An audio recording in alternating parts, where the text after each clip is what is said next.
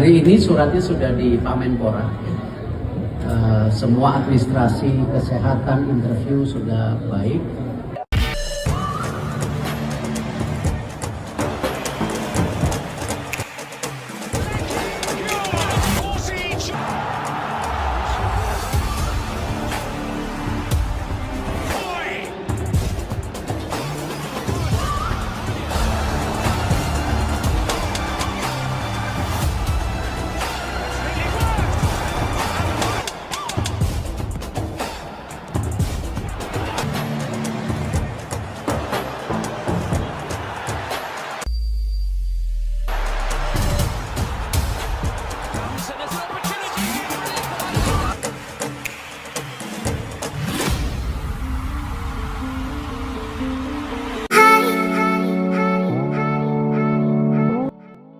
Jayden Oosterwolde akui sudah ada kontak dengan PSSI.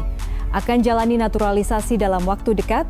Pemain keturunan Indonesia yang kini membela klub raksasa Turki Fenerbahce, Jayden Oosterwolde, secara terbuka mengakui bahwa dirinya telah dihubungi oleh PSSI terkait kemungkinan memperkuat timnas Indonesia. Kabar ini pun langsung menjadi sorotan publik sepak bola di Indonesia, mengingat PSSI terus aktif memburu dan melakukan naturalisasi kepada pemain berdarah Indonesia untuk memperkuat skuad Garuda. Dalam wawancaranya baru-baru ini, Jayden menyebut bahwa bukan hanya Indonesia yang mendekatinya, tetapi juga timnas Suriname. Meski mendapat 2 tawaran untuk memperkuat tim nasional, bek kiri berusia 24 tahun tersebut mengaku belum membuat keputusan lantaran dirinya masih memiliki harapan besar untuk bisa bermain bersama timnas Belanda. Mereka meminta saya membela Indonesia. Selain itu, timnas Surinam juga meminta hal yang sama kepada saya, kata Jayden. Jayden tidak menampik adanya komunikasi dari PSSI, namun ia menegaskan bahwa saat ini belum ada agenda untuk berpindah kewarganegaraan atau bermain untuk negara lain selain Belanda. Namun, saya menundanya. Saya tidak pernah menolak, tetapi itu sama sekali tidak ada dalam agenda. Jayden juga bersikeras untuk bisa menunggu kesempatan dirinya untuk bisa dipanggil oleh Ronald Koeman selaku pelatih kepala timnas Belanda. Jayden Oosterwolde sendiri tengah menikmati kariernya di kompetisi Eropa.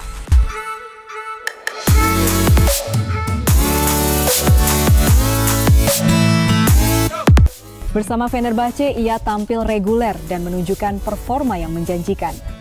Dengan potensi besar yang dimilikinya, bukan tidak mungkin pelatih timnas Belanda suatu saat memberikan kesempatan kepada pemain berdarah Indonesia Suriname ini. Meski demikian, ketertarikan dari PSSI patut diapresiasi sebagai bagian dari strategi jangka panjang untuk memperkuat timnas Indonesia.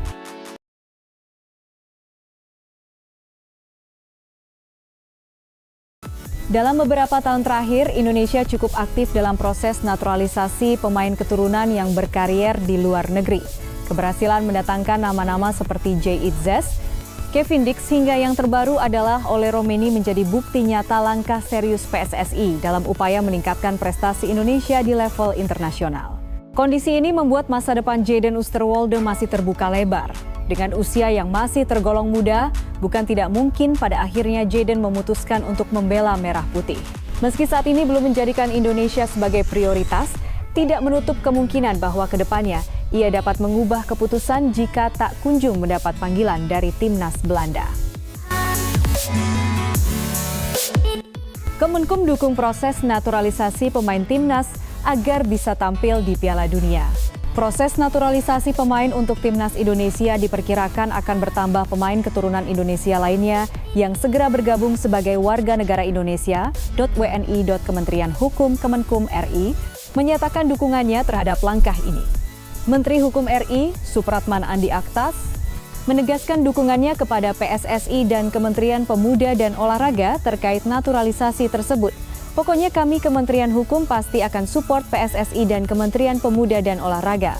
Harapan rakyat Indonesia untuk tampil di Piala Dunia itu harga mati, ujarnya kepada wartawan. Berkas-berkas disiapkan, proses naturalisasi ini dijadwalkan berlangsung segera. Kami mencoba mengerjakan naturalisasi dengan sangat cepat demi timnas Indonesia yang lebih baik ke depannya. Terbaru, media Cina 163 ketar-ketir mendapati kabar Pascal Struijk yang ramai dikaitkan dengan timnas Indonesia. Pascal pun dinilai berpotensi jadi amunisi tambahan timnas Indonesia dalam mengarungi laga-laga berikutnya di kualifikasi Piala Dunia 2026 zona Asia, termasuk melawan timnas Cina. Pascal Struijk sendiri memang pemain berkualitas. Kini dia merumput bersama klub Inggris Leeds United. Nama Pascal Struijk memang tengah ramai diperbincangkan pencinta sepak bola tanah air. Dia disebut-sebut bakal jadi sosok pemain keturunan berikutnya yang dinaturalisasi untuk bela timnas Indonesia.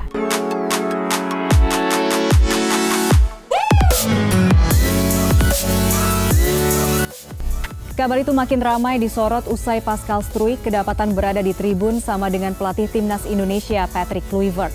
Tak sekadar berada di tribun yang sama, Pascal Struijk pun terlihat duduk di samping Patrick Kluivert dan berbincang. Media China pun turut soroti sosok Pascal Struijk. Mereka khawatir Pascal Struijk bakal jadi amunisi tambahan timnas Indonesia dalam menghadapi laga tersisa di grup C babak ketiga kualifikasi Piala Dunia 2026 zona Asia. Diketahui skuad Garuda masih melakoni 2 laga lagi di grup C. Mereka akan melawan China dan Jepang pada Juni 2025. Bagi China sendiri, laga melawan timnas Indonesia jadi krusial dalam menjaga asa mereka lolos ke Piala Dunia 2026. Sebab kini China 3 posisi yang bisa dimainkan Pascal Struijk jika resmi dinaturalisasi timnas Indonesia. Nomor 1 bek tengah. Nama Pascal Struijk memang ramai dikaitkan dengan timnas Indonesia saat ini. Apalagi Pascal Struijk diketahui sempat berada di tribun yang sama dengan pelatih timnas Indonesia, Patrick Kluivert. Momen itu terjadi di laga Oxford United versus Leeds United di laga lanjutan Liga 2 Inggris 2024-2025 pada pertengahan April 2025. Kuat dugaan ada pertemuan yang terjadi di antara mereka. Jika itu benar, Pascal Struijk berpotensi membela timnas Indonesia.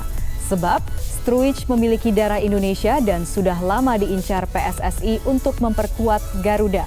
Kehadiran Pascal Struijk tentunya bisa membuat timnas Indonesia makin tangguh. Apalagi dia berlabel pemain serba bisa karena dapat mengisi banyak posisi. Berikut 3 posisi yang bisa dimainkan Pascal Struijk jika resmi dinaturalisasi timnas Indonesia. Ketiga, bek kiri. Salah satu posisi yang bisa dimainkan Pascal Struijk jika resmi dinaturalisasi timnas Indonesia adalah bek kiri. Posisi ini pernah diisi Struijk sebanyak 28 kali.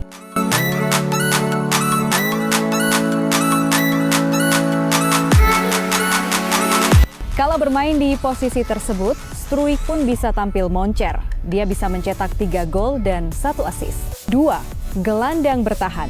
Lalu Pascal Struijk juga bisa bermain di posisi gelandang bertahan. Dia pun cukup tangguh kala bermain sebagai jangkar di lini tengah. Alhasil Struijk pernah mengisi posisi gelandang bertahan dalam 18 pertandingan. Di posisi ini, dia pun bisa turut cetak gol dengan catatan sudah ada 2 gol yang tercipta. 1. Bek tengah. Terakhir ada bek tengah. Posisi ini paling sering dimainkan oleh Pascal Struijk. Total, dia sudah tampil di posisi bek tengah hingga 128 pertandingan. Tak hanya cakap menjaga lini pertahanan, Pascal Struijk juga bisa bantu cetak gol kala bermain di posisi ini. Dia mencatatkan 16 gol dan 3 assist kala bermain di posisi tersebut. Ketua Umum PSSI Erick Thohir menyatakan kualitas individu atlet bukan satu-satunya syarat dalam menaturalisasi pemain untuk membela timnas Indonesia. Skuad Merah Putih belakangan identik dengan pemain-pemain naturalisasi lantaran kedatangan pemain dari Eropa yang gencar dalam kurun 1 tahun belakangan atau di saat Erick Thohir menjabat sebagai orang nomor 1 di PSSI. Erick menjelaskan dirinya bukan perintis, melainkan pewaris dari program naturalisasi pemain timnas Indonesia. Pria yang kini menjabat sebagai Menteri BUMN itu pun menjelaskan PSSI mencoba mengubah tata cara menaturalisasi pemain dari luar negeri demi kualitas tim Garuda yang lebih baik. Kami punya sejarah panjang soal naturalisasi sebenarnya. Bahkan itu sudah ada sejak 3 atau 4 ketua PSSI sebelum saya, kata Erick dalam siniar. Jauh sebelum Erick menduduki kursi PSSI 1, banyak pemain dari luar negeri dinaturalisasi dan masuk ke timnas Indonesia seperti Christian Gonzalez, John van Bokering, Tony Kusel, Rafael Maitimo, Diego Michels, Osa Saha, Victor Igbonevo, sampai Stefano Lillipali. Pada 2023 datang Jordi Amat dan Sandy Walsh, yang kemudian disusul pemain-pemain macam Ivar Jenner, Rafael Struijk, Justin Hapner, hingga Jay Itzes, Tom Haye, Maarten Paes, dan Calvin Verdong yang kini menjadi penggawa timnas Indonesia.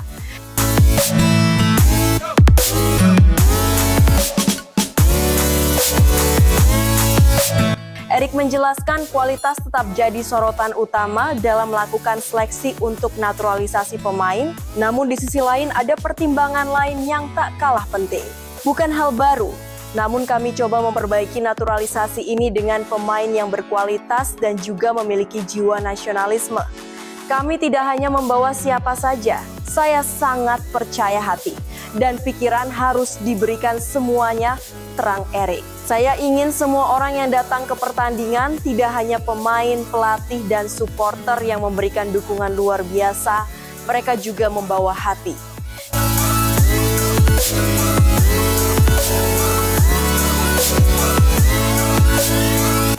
Ini nilai berbeda yang kami coba bangun. Pada saat yang sama nasionalisme menjadi bagian dari hiburan dan pertandingan, ujarnya menambahkan.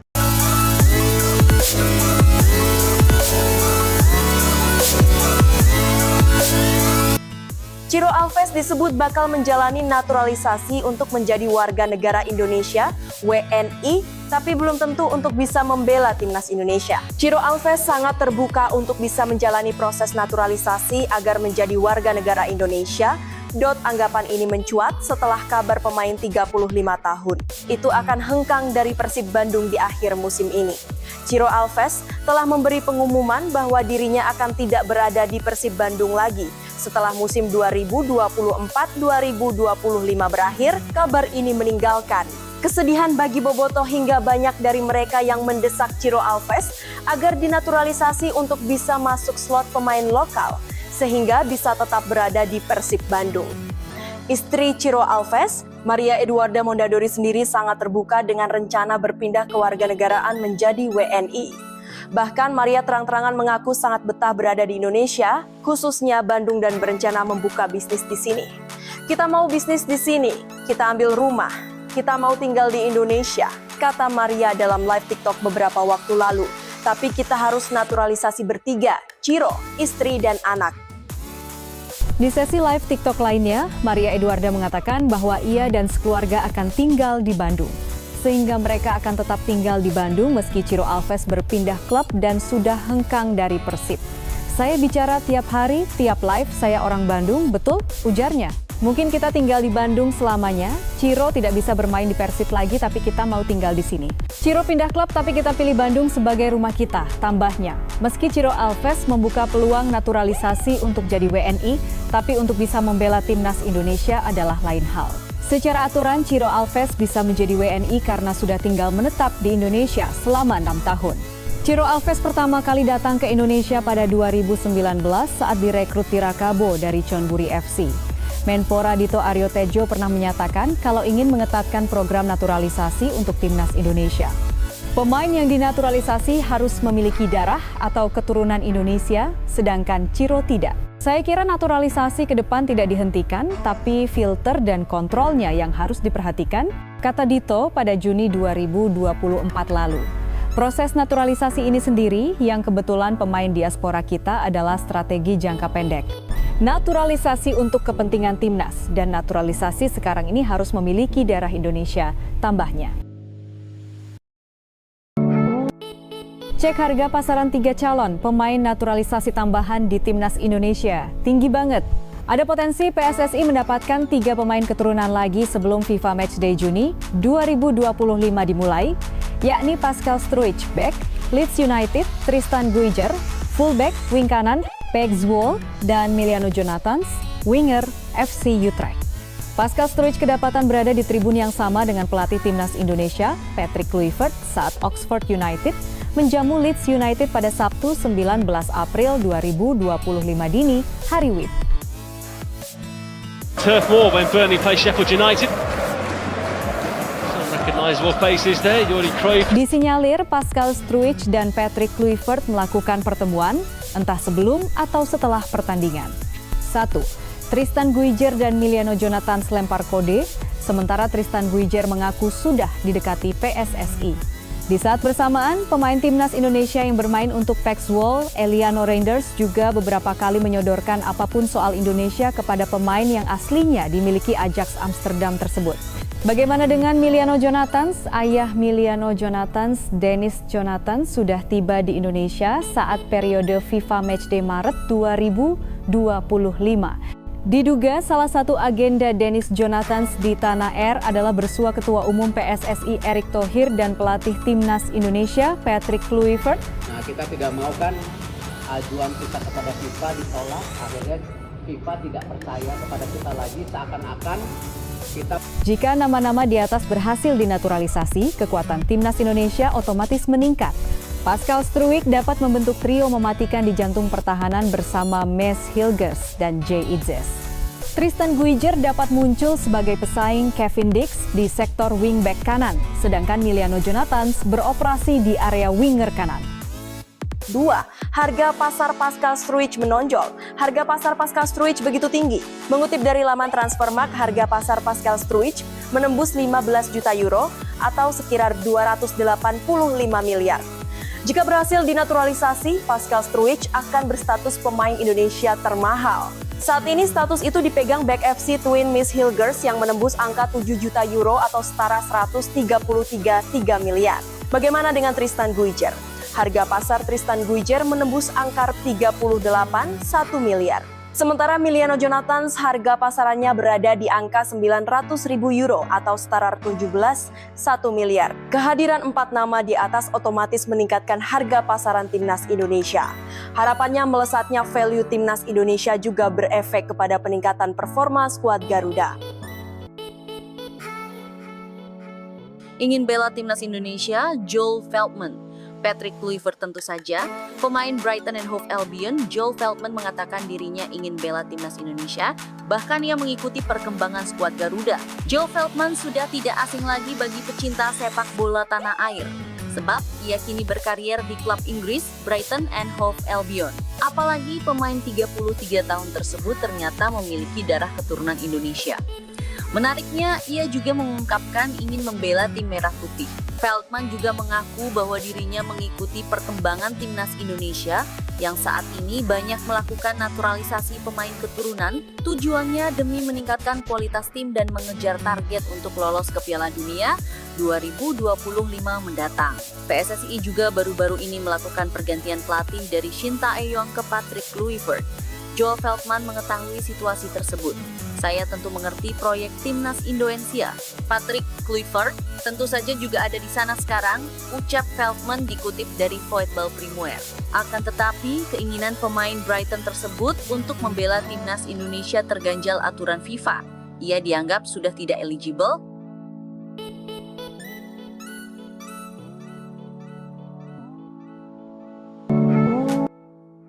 Media Vietnam. PSSI berencana naturalisasi 3 bintang kelas kakap lagi. Sebanyak 3 pemain naturalisasi baru dikabarkan akan merapat ke Timnas Indonesia. Mereka adalah Pascal Struijk, Miliano Jonathan, dan Tristan Guijer. Ketiga nama di atas dikabarkan bakal menjadi kekuatan baru Timnas Indonesia untuk melawan Cina dan Jepang. Timnas Indonesia dijadwalkan menghadapi Cina pada 5 Juni 2025. Tim asuhan Patrick Kluivert lalu ditantang Jepang pada 10 Juni 2025. Ini merupakan laga terakhir Timnas Indonesia di putaran ketiga Grup C kualifikasi Piala Dunia 2026 zona Asia. Skuad Garuda wajib meraih minimal 1 kemenangan untuk menjaga asa lolos ke Piala Dunia 2026. Oleh sebab itu, bukan sesuatu yang mengejutkan bila Timnas Indonesia berniat menambah kekuatan baru. Namun hingga sekarang pihak PSSI belum memberikan pernyataan resmi. Sementara itu hal ini turut disoroti media Vietnam, Soha. Soha menilai langkah PSSI tersebut bakal merepotkan Cina dan Vietnam. Seperti yang diketahui, Miliano Jonathan yang baru berusia 21 tahun bisa tampil di ajang SEA Games dan membuat peluang Vietnam untuk mengamankan emas semakin sulit.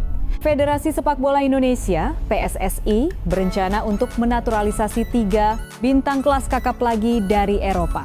Dan ini dapat secara langsung berdampak pada tim Tiongkok serta tim U22 Vietnam menuju SEA Games, tulis Soha.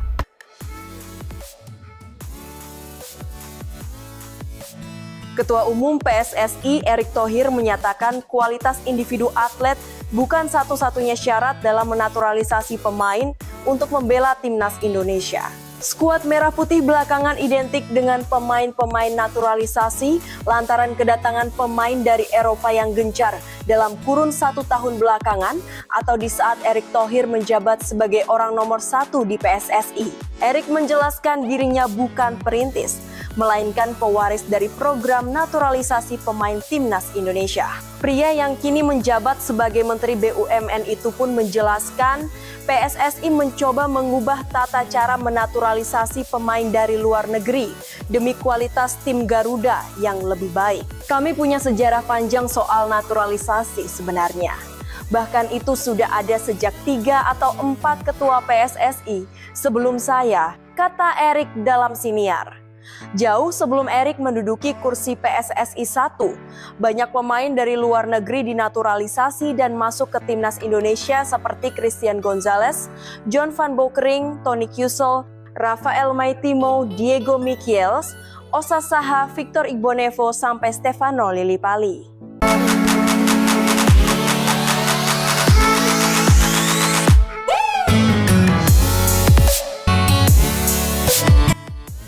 Pada 2023 datang Jordi Amat dan Sandy Walsh yang kemudian disusul pemain-pemain macam Ivar Jenner, Rafael Struijk, Justin Hapner, hingga Jay Itzes, Tom Haye, Marten Paes, dan Calvin Verdong yang kini menjadi penggawa timnas Indonesia.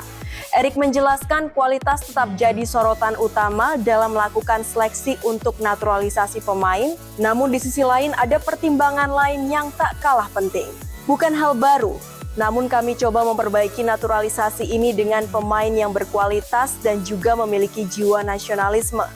Kami tidak hanya membawa siapa saja, saya sangat percaya hati dan pikiran harus diberikan semuanya, terang Erick. Saya ingin semua orang yang datang ke pertandingan tidak hanya pemain, pelatih, dan supporter yang memberikan dukungan luar biasa, mereka juga membawa hati.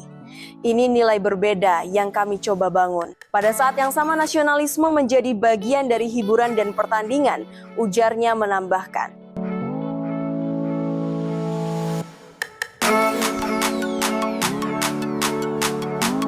Ayah Pascal Struijk bocorkan pelatih timnas sudah hubungi sang anak.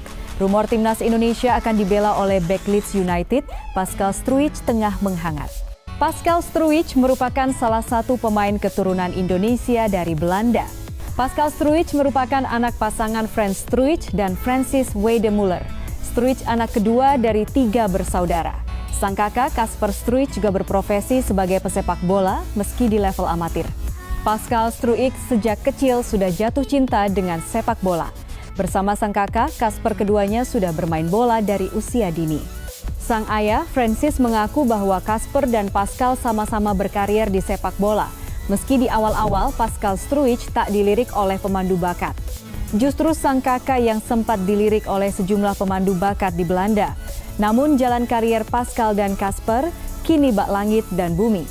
Pascal bermain di kompetisi Liga Inggris, sedangkan sang kakak menjadi bek di klub amatir di Belanda. Sang ayah, Frans, sempat mengutarakan bahwa ia tak pernah menduga anak keduanya, Pascal Struijk, jadi pemain profesional. Bahwa anak Anda mencapai prestasi tertinggi di olahraga merupakan hal yang istimewa, tetapi itu juga normal. Tentu saja kami tidak menyangka dengan semua ini, ucap Frans, seperti dilansir dari Headcrunch Online, NL. Kedua anak laki-laki saya sangat atletis dan memiliki bakat yang dibutuhkan. Casper memiliki lebih banyak bakat di alam, sedangkan Pascal sangat terinspirasi dengan Casper. Ia jadi panutan bagi Pascal, ungkap Frans. Diceritakan oleh Frans, orang pemandu bakat dari Sparta Rotterdam sempat melirik kedua anaknya. Namun Frans saat itu berpikir bahwa usia Pascal masih terlalu kecil. Karier Pascal bersama Ajax terus menanjak hingga ia mendapat tawaran dari Leeds United. Hal ini juga, kata Frans, membuat sang anak dihubungi oleh pelatih timnas Belgia, Roberto Martinez. Menurut Frans, Martinez meminta kepada Pascal Struijk untuk membela Belgia. Hal ini karena Pascal lahir di Deurne, Belgia. Martinez meminta Pascal untuk membela Belgia berdasarkan asas ius soli, ucap Frans. Untuk informasi, ius soli ialah asas kewarganegaraan yang menentukan kewarganegaraan seseorang berdasarkan tempat kelahirannya.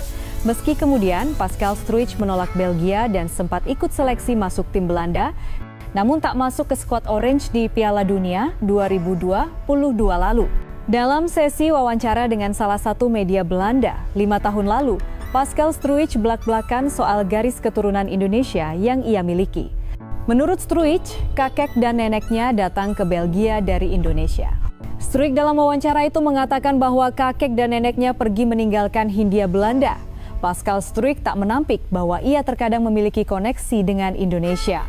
Lebih menariknya, Struijk di kesempatan itu juga sempat mengatakan bahwa ia mengenal pemain keturunan Indonesia Raja Nainggolan.